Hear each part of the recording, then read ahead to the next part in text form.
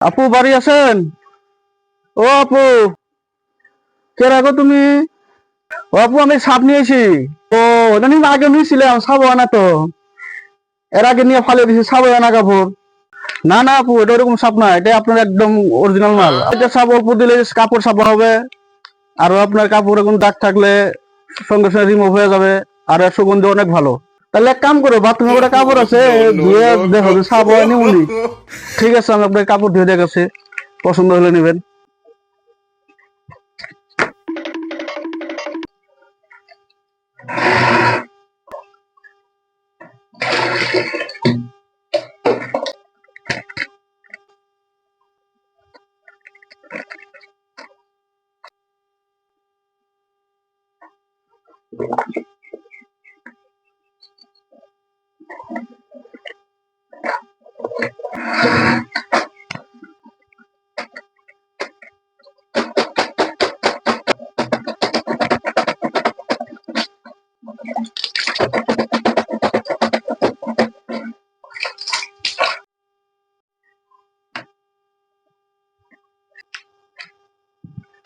আপু, কাপড় সাবা হয়ে গেছে।